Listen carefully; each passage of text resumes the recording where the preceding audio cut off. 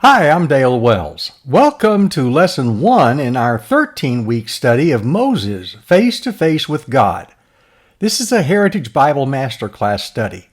The Heritage Bible Masterclass is a non-denominational group of senior adults who love the Lord and His Word.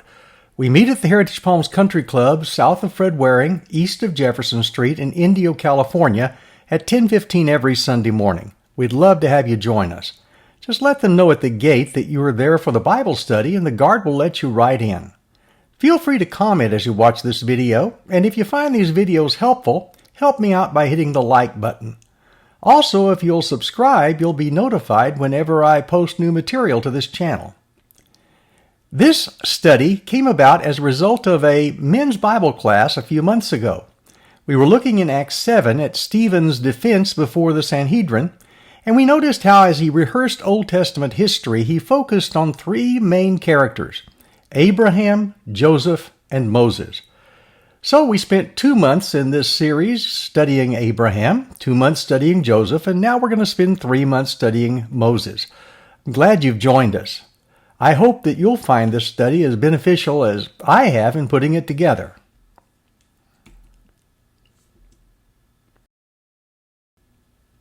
I begin this study with a couple of quotes. One comes from George Santayana, a philosopher who wrote the volumes The Life of Reason, a 5-volume set, back in 1905 and 1906.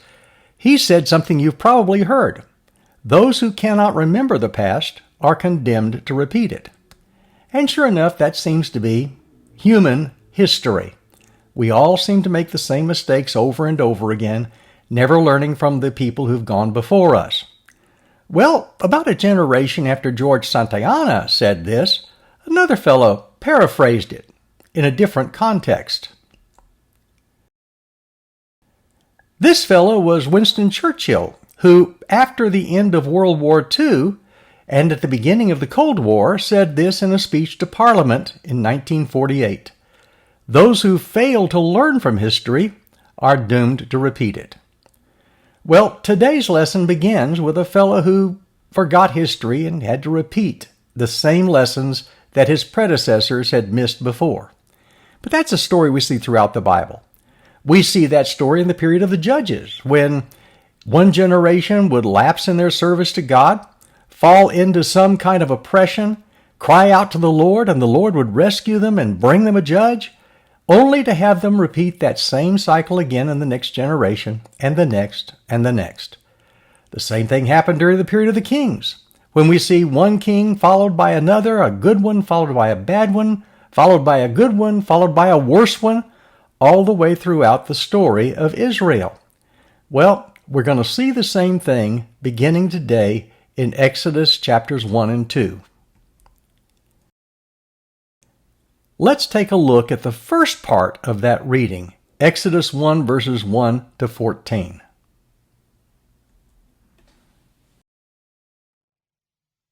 Exodus chapter 1. These are the names of the sons of Israel who went to Egypt with Jacob, each with his family: Reuben, Simeon, Levi, and Judah; Issachar, Zebulun, and Benjamin; Dan and Naphtali; Gad and Asher. The descendants of Jacob numbered 70 in all. Joseph was already in Egypt. Now Joseph and all his brothers and all that generation died. But the Israelites were exceedingly fruitful. They multiplied greatly, increased in numbers, and became so numerous that the land was filled with them. Then a new king, to whom Joseph meant nothing, came to power in Egypt. "Look," he said to his people, "the Israelites have become far too numerous for us. Come, we must deal shrewdly with them, or they will become even more numerous. And if war breaks out, we'll join our enemies, fight against us, and leave the country." So they put slave masters over them to oppress them with forced labor, and they built Pithom and Ramesses as store cities for Pharaoh. But the more they were oppressed, the more they multiplied and spread. So the Egyptians came to dread the Israelites and worked them ruthlessly. They made their lives bitter with harsh labor in brick and mortar, and with all kinds of work in the fields. In all their harsh labor, the Egyptians worked them ruthlessly. As is our custom in these studies, I've come up with a series of questions that form the outline around which we'll study the text. So the first question is this: who came to power in Egypt, and what did he fear? How did his fear lead him to make bad decisions? Well, back in Genesis 47, verse 27, we find that the people of Israel settled in the region of Goshen in Egypt. There they acquired property, and they were fruitful, and their population grew rapidly. The land of Goshen was a fertile region in Egypt where Jacob and his family settled during the time of Joseph, after he'd risen to prominence as Pharaoh's administrator. This area is located in the eastern Nile Delta, and it provided excellent grazing land for the Israelites' flocks and herds, making it ideal for their lifestyle of pastoral shepherding. Pharaoh granted them this choice land partly because of Joseph's favored position, and partly because the Egyptians considered shepherding an abomination. So settling the Israelites in this somewhat separate region avoided some degree of cultural friction. Goshen served as their Israelites' home throughout their about 430-year sojourn in Egypt, from the time of Jacob's arrival until the Exodus under Moses. Then we read this, according to Exodus 1 verse 8. Then a new king, to whom Joseph meant nothing, came to power in Egypt. The phrase, did not know Joseph, is what it literally says, and it could indicate either historical ignorance, in other words, he just didn't have any clue about how Joseph had helped Egypt out, or, I think more likely, deliberate disregard for Joseph's contributions to Egypt's survival during a period of famine. This Pharaoh feared the numerical growth and potential military threat of the Israelites. Well, when did this all happen? Scholars disagree on the dates of the Exodus. Some put the Exodus in the mid-13th century. Others, and I'm going to follow this for the purpose of this study, place it in the middle of the 15th century. Let me explain what is going on and how we come to these dates. Well, we know that Solomon begins to build the temple in 967 or 966 BC. And according to 1 Kings 6 verse 1, we read that it was in the 480th year after the Israelites came out of Egypt, in the 4th year of Solomon's reign over Israel, in the month of Ziv, the second month, that he began to build the temple of the Lord. So, 1 Kings 6 verse 1 tells us there was a 480-year time period between the Exodus and the time when Solomon began to build the temple. Taking that 480 years brings us back to 1446 BC as the likely date for the Exodus. That would place the Exodus during the 18th year of Thutmose III, the greatest military pharaoh of the ancient Egyptians, and the 18th dynasty. Now, Exodus 12 verse 40 and 41 says, the length of time the Israelite people lived in Egypt was 430 years. At the end of the 430 years, to the very day, all the Lord's divisions left Egypt. You add 430 years to 1446 BC, and that means that Jacob's family moved to Egypt about 1876 BC, during the Middle Kingdom period, the 12th dynasty, which would make the Pharaoh who elevated Joseph likely Senusret II or Senusret III. The period from 1876 BC to 1446 BC, that time period when Israel was in Egypt in their sojourn, was a very tumultuous time in Egypt. From 1876 to 1650, a little over 200 years, while the Israelites were located in Goshen, Egypt saw a period of political instability with the fall and rise of 3 consecutive dynasties, the 12th, 13th, and 14th dynasties. Now, all of these dynasties were indigenous Egyptian dynasties.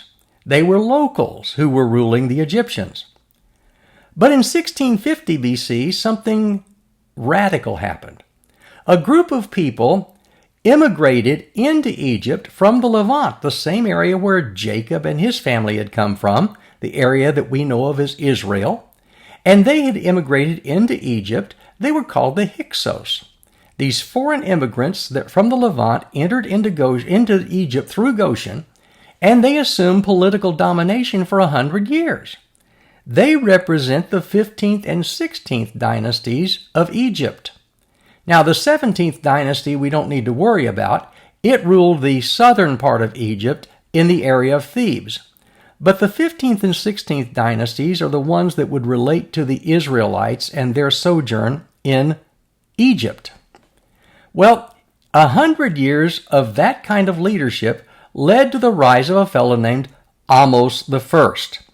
And in 1550 BC, Ahmose I expelled these foreign Hyksos rulers and established the 18th dynasty.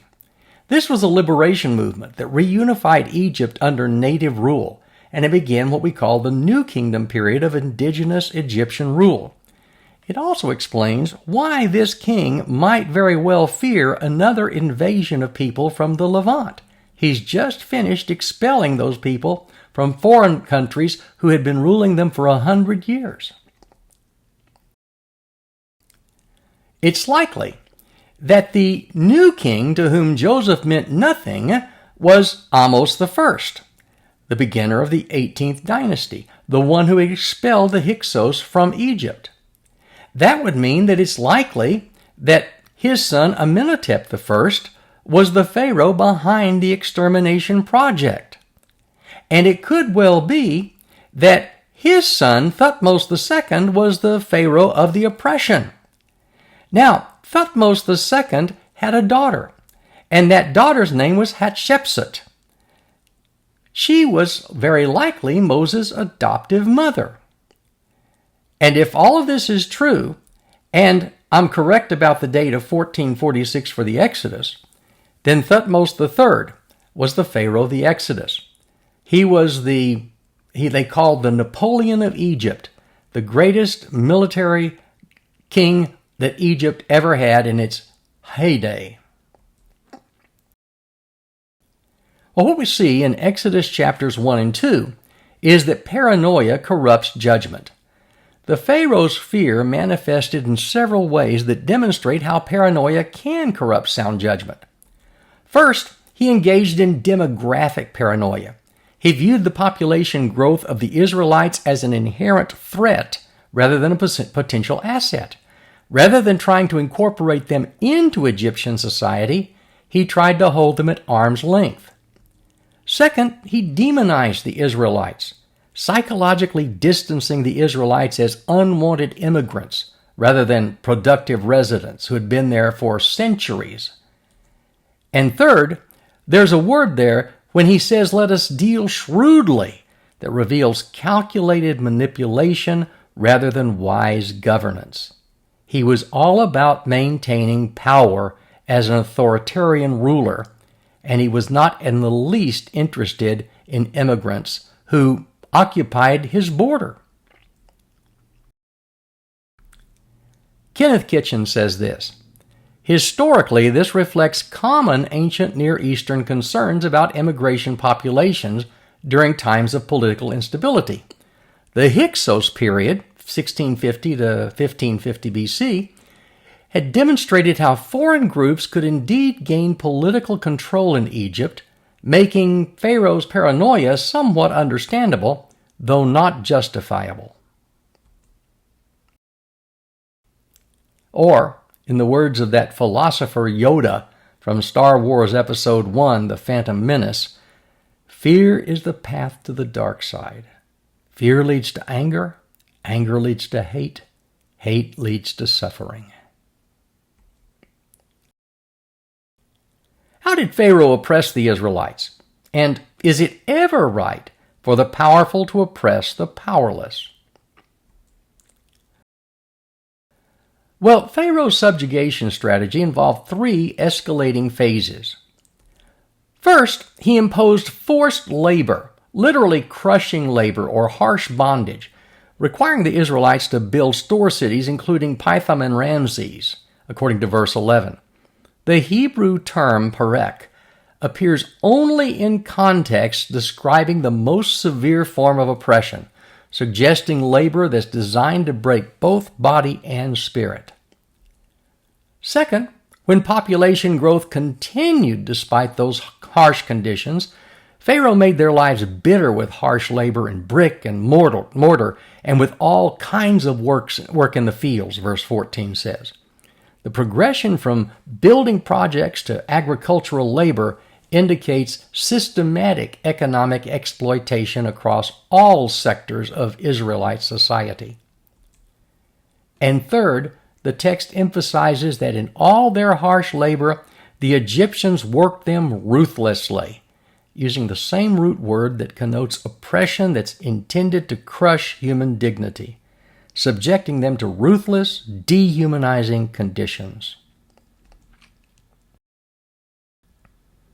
The question of whether that kind of oppression is ever justified touches on a fundamental principle of human dignity and the divine image. The biblical worldview established in Genesis 1:27 declares that all humans, male and female, everyone of every race, are created in the image of God, making the idea of objectifying and systematically oppressing people inherently contrary to the divine design. While governments have legitimate authority to maintain order and require civic participation, the biblical standard prohibits treating people as mere instruments of economic or political power. As Walter Brueggemann said, contemporary scholars note parallels between Pharaoh's tactics and modern systems of economic exploitation, human trafficking, and authoritarian control. As Martin Luther King Jr. said in his letter from a Birmingham jail, "Injustice anywhere is a threat to justice everywhere. We are caught in an inescapable network of mutuality, tied in a single garment of destiny." Well, let's take a look at our next section of Scripture, Exodus 1, verses 15 to 22. The king of Egypt said to the Hebrew midwives, whose names were Shiphrah and Puah, "When you are helping the Hebrew women during childbirth on the delivery stool, if you see that the baby is a boy, kill him. But if it is a girl, let her live." The midwives, however, feared God and did not do what the king of Egypt had told them to do. They let the boys live. Then the king of Egypt summoned the midwives and asked them, "Why have you done this? Why have you let the boys live?" The midwives answered Pharaoh, "Hebrew women are not like Egyptian women. They are vigorous and give birth before the midwives arrive." So God was kind to the midwives, and the people increased and became even more numerous. And because the midwives feared God, he gave them families of their own. Then Pharaoh gave this order to all his people: "Every Hebrew boy that is born you must throw into the Nile, but let every girl live."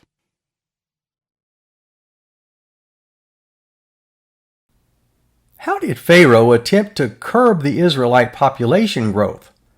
What would be the risks of disobeying the king's orders? Well, Pharaoh's population control strategy evolved from economic oppression all the way to attempted genocide. Initially, he commanded Hebrew midwives, Shiphrah and Puah, to kill male infants during delivery. When you're helping the Hebrew women during childbirth on the delivery stool, if you see that the baby is a boy, kill him, but if it's a girl, let her live. The idea of birthing stones or stool used during labor indicated that Pharaoh expected infanticide to occur during the most vulnerable moment of birth. And when the midwives' civil disobedience frustrated this plan, Pharaoh escalated to a public decree. Every Hebrew boy that is born you must throw into the Nile, but let every girl live. This represents a systematic ethnic cleansing designed to eliminate Hebrew men while preserving women for assimilation into Egyptian society. James Hoffmeyer says this: The risks of disobeying royal commands in ancient Egypt were severe. Pharaoh held absolute power, and defiance typically resulted in immediate execution, torture, or banishment. Egyptian texts describe various punishments for those who opposed royal will, including impalement, burning, and forced labor in mines. The midwives faced particular danger because their disobedience was ongoing and easily detectable through birth records and community observation. However, the text presents their civil disobedience as both morally necessary and divinely blessed. The Bible says the midwives feared God, verse 17, indicating reverent obedience to divine authority, superseding human commands when they conflict with fundamental moral law.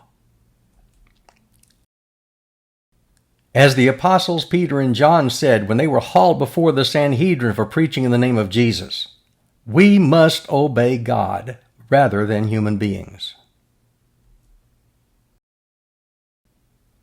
So let's take a look now at Exodus 2, verses 1 to 4. Chapter 2. Now a man of the tribe of Levi married a Levite woman, and she became pregnant and gave birth to a son. When she saw that he was a fine child, she hid him for 3 months. But when she could hide him no longer, she got a papyrus basket for him and coated it with tar and pitch. Then she placed the child in it and put it among the reeds along the bank of the Nile. His sister stood at a distance to see what would happen to him. How did one pair of Hebrew parents disobey Pharaoh's order? What is wrong or right about concealing our actions when we refuse to do something wrong? Well, a Levite man and woman, later identified as Amram and Jochebed in chapter 6, verse 20, defied Pharaoh's infanticide decree through carefully planned resistance. We read that a man of the tribe of Levi married a Levite woman. She became pregnant, gave birth to a son. When she saw that he was a fine child, she hid him for 3 months. The word fine is the word tov in Hebrew. It's the same word that's used of God's creation in Genesis 1, when God looks at every stage of creation and says, it's good. They see these a good child, and they hid him for 3 months, verse 2 says. When concealment became impossible, they constructed an ark, a papyrus basket. They waterproofed it with tar and pitch, placed it strategically among the reeds by the Nile's edge.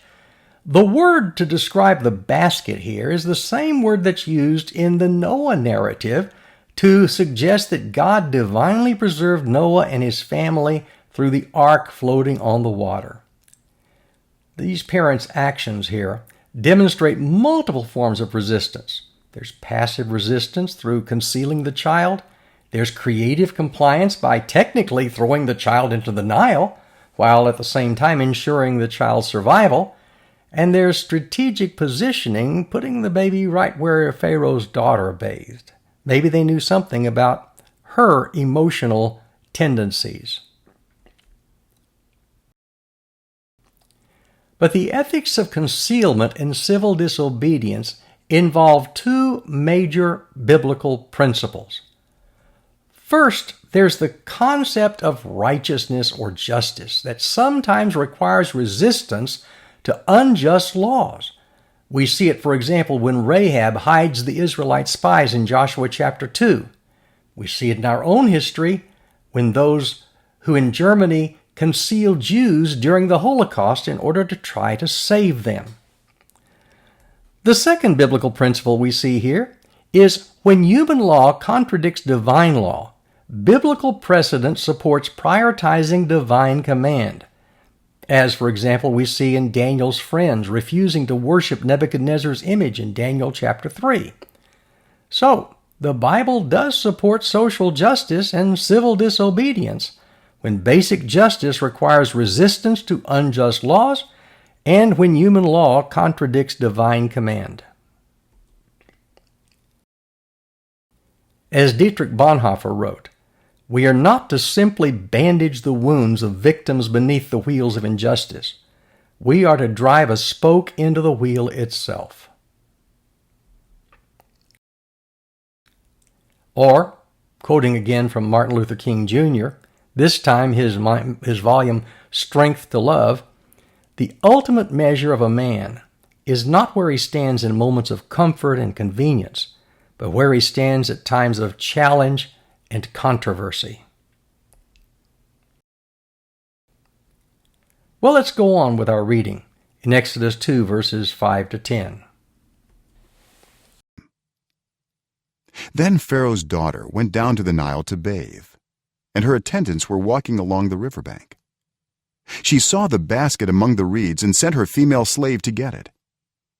She opened it and saw the baby. He was crying, and she felt sorry for him. "This is one of the Hebrew babies," she said. Then his sister asked Pharaoh's daughter, "Shall I go and get one of the Hebrew women to nurse the baby for you?" "Yes, go," she answered. So the girl went and got the baby's mother. Pharaoh's daughter said to her, "Take this baby and nurse him for me, and I will pay you." So the woman took the baby and nursed him. When the child grew older, she took him to Pharaoh's daughter, and he became her son. She named him Moses, saying, "I drew him out of the water." Who came to bathe in the Nile, and what was her reaction to finding a baby? How do her actions display God's providence? Well, Pharaoh's daughter came to bathe in the Nile, accompanied by her attendants. Upon discovering the basket, she opened it and saw the baby. He was crying, and she felt sorry for him. "This is one of the Hebrew babies," she said. She immediately recognized the child's Hebrew identity. Combined with her compassionate response, in spite of her father's genocidal decree, this demonstrates remarkable moral courage. The Hebrew word kamal, had compassion, indicates a deep emotional response that moved her to protective action. Despite knowing that this violated her father's explicit command, she chose mercy over law, individual conscience over state policy. The text's understated narrative style emphasizes the significance of her decision through what it doesn't say. It doesn't talk about her having an internal struggle. It just suggests that her compassion was immediate and decisive. Ancient Egyptian texts indicate royal women had considerable autonomy in personal decisions and could adopt children without male authorization, according to Gay Robbins in her book Women in Ancient Egypt. So, her adoption of Moses represents both individual moral courage and divinely orchestrated positioning. God's providence appears through multiple things that we might call coincidences. The timing of her bathing that coincided with when the basket was placed, her route took her precisely to where Moses floated, her emotional response overrode her political loyalty, and her social position provided the authority to protect the baby that she adopted. Coincidence or providence? The answer is yes. Providence in biblical narrative often works through natural events and human choices rather than miraculous intervention, suggesting God's sovereignty operates through ordinary circumstances aligned for extraordinary purposes. Or as Albert Einstein is reported to have said, coincidence is God's way of remaining anonymous. What critical parts did the baby's sister and mother play in this situation? And how do their actions display God's providence? The baby's sister, traditionally we identify her as Miriam, although the text doesn't name her here. We do know that Moses had a sister named Miriam. But his sister demonstrated remarkable courage and wisdom by positioning herself to see what would happen to her brother. and then approaching Pharaoh's daughter with a strategic offer. Shall I go and get one of the Hebrew women to nurse the baby for you? Think about that. Her initiative required exceptional boldness. Here's a Hebrew slave child approaching Egyptian royalty uninvited, risking severe punishment. Jochebed's role, Moses' mother, provided equally crucial. When summoned, she accepted payment to nurse her own child, creating a situation where she could care for Moses legally under Egyptian protection while maintaining his Hebrew identity and faith formation during his early years. The irony is profound. Pharaoh's treasury funded the preservation and Hebrew education of the very child who was destined to liberate Israel from Egyptian bondage. This brings us to the Hebrew concept of divine providence. Providence operates through the intersection of human initiative and divine orchestration. Miriam's courage positioned her to seize the opportunity when it arose. Jochebed's earlier decision to place Moses in the Nile created the circumstances that made rescue possible. The Hebrew concept of divine providence involves God working through human choices rather than overriding them. As Paul puts it in 1 Corinthians 1:27, God chose what is foolish in the world to shame the wise. God chose what is weak in the world to shame the strong. God uses unlikely agents. He uses women. He uses children in a patriarchal society. He uses slaves in an oppressive empire. He uses foreigners in a xenophobic culture. This pattern reflects the biblical theme that divine purposes often advance through society's marginalized members rather than its powerful elites. As William Cowper put it in Light Shining Out of Darkness, the hymn we often sing, God moves in a mysterious way his wonders to perform. He plants his footsteps in the sea and rides upon the storm.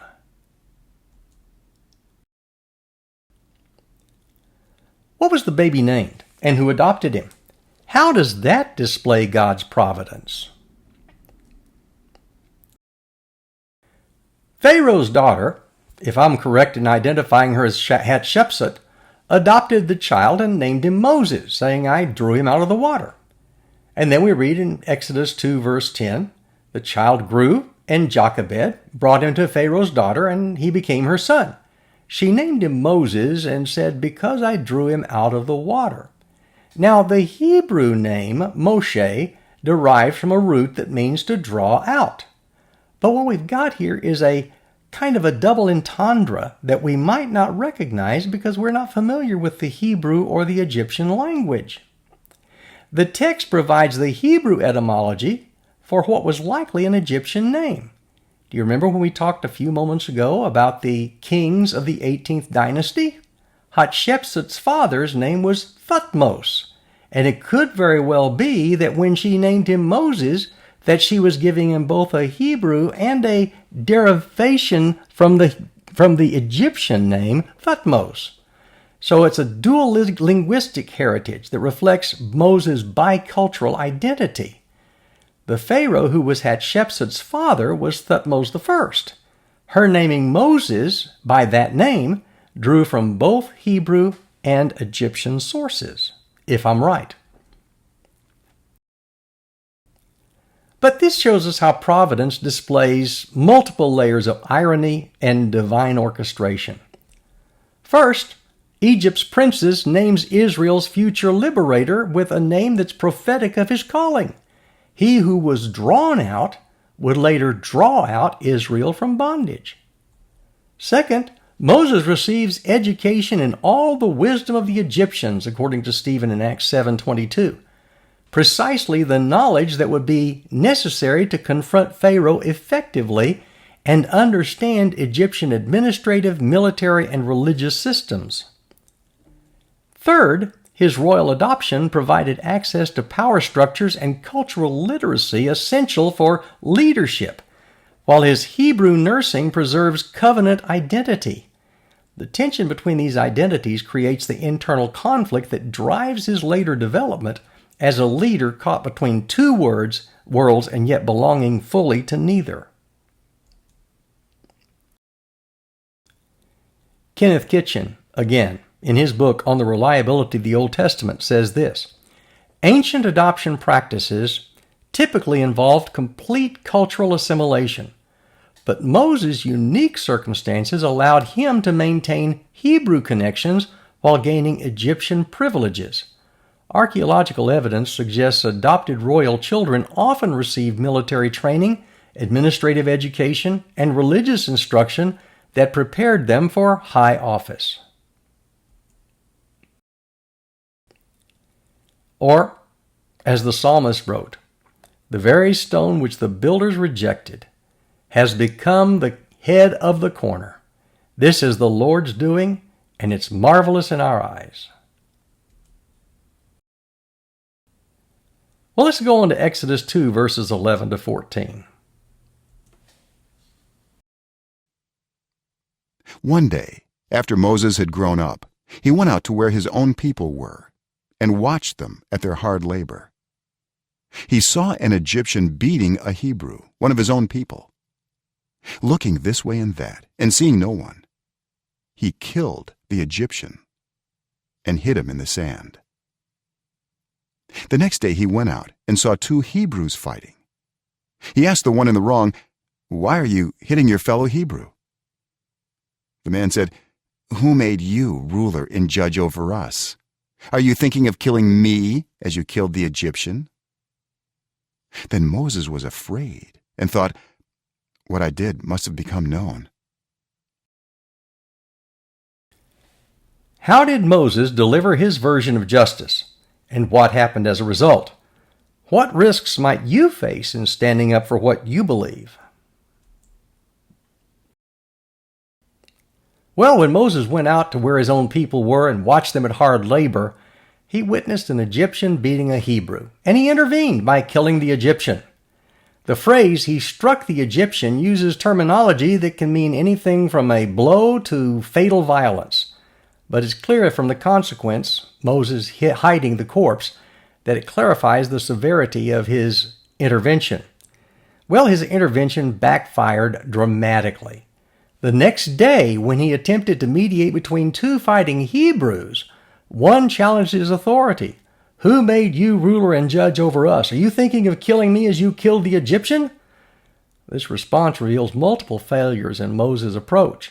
His violence became public knowledge, his authority was questioned by those he sought to help, and his position became untenable. The risks of standing up for beliefs, as demonstrated by Moses' experience, include things like legal consequences. Pharaoh's going to seek to kill him. It includes social rejection. The Hebrews began to question his legitimacy because of him killing that Egyptian. It involves loss of his privileged position. He became a fugitive in a foreign land. And there was the psychological burden of guilt over the killing. Moses spent 40 years as an exile in Midian, representing the cost of premature action that he took without divine calling or community support. However, the text also shows positive aspects of Moses' intervention.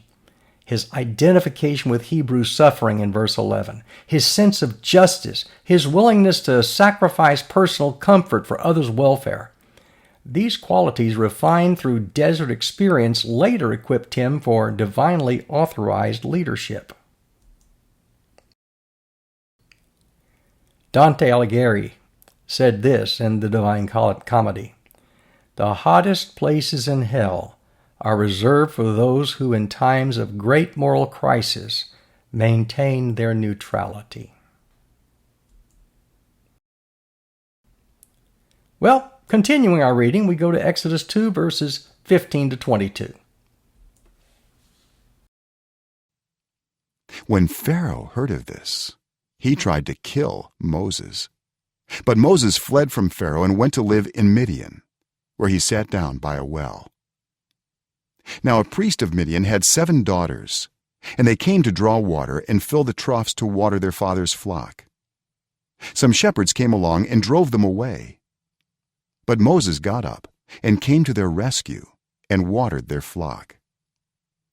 When the girls returned to Reuel, their father, he asked them, "Why have you returned so early today?" They answered, "An Egyptian rescued us from the shepherds. He even drew water for us and watered the flock." "And where is he?" Reuel asked his daughters. "Why did you leave him? Invite him to have something to eat." Moses agreed to stay with the man, who gave his daughter Zipporah to Moses in marriage. Zipporah gave birth to a son, and Moses named him Gershom, saying, "I have become a foreigner in a foreign land." Why did Moses flee Egypt? Where did he go? What did he do? How does this display God's providence? Moses fled Egypt because Pharaoh heard of this matter of killing this Egyptian, and that made his position as a royal adoptee untenable after the murder became known. So he went to Midian, likely located in the Sinai Peninsula or maybe northwest Arabia, where the nomadic tribes provided refuge for fugitives from Egyptian authority. Well, in Midian, Moses encountered a fellow named Reuel, also known as Jethro in the Bible, and Jethro or Reuel's daughters were being harassed by shepherds at a well. Moses came to their rescue and watered their flock. The verb rescue literally is the same root as the word salvation. The idea is that he saved them. That foreshadows his later role as Israel's deliverer. He intervened, and that led to him marrying one of the daughters named Zipporah and his employment as a shepherd, all of which prepared him for desert survival and tribal leadership. The providence displayed involves God's preparation of Moses through exile. First, there's the matter of shepherding that develops skills essential for leading Israel through the wilderness. Knowledge of desert survival, water sources, pasture locations, nomadic movement patterns. Second, there's his marriage into Midian, which connected him with the desert tribes who would later serve as guides during the Exodus, according to Numbers 10, verses 29 to 32. Third, there's his experience as a refugee that gave him empathy for displaced peoples. And fourth, the isolation that forced emotional and spiritual maturation after his impulsive violence in Egypt. It was a 40-year exile, according to Acts 7, verse 30, that represents a generation of character development, moving from privileged royal to humble shepherd to violent intervention to patient service. As John Maxwell says, God prepares leaders in a slow cooker, not a microwave. So what do you want to say or do the next time you're asked to compromise an important moral principle?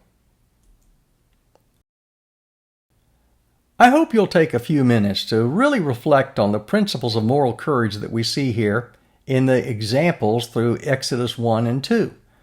For example, there are the Hebrew midwives who demonstrate that civil disobedience can be both necessary and blessed when human law conflicts with divine command.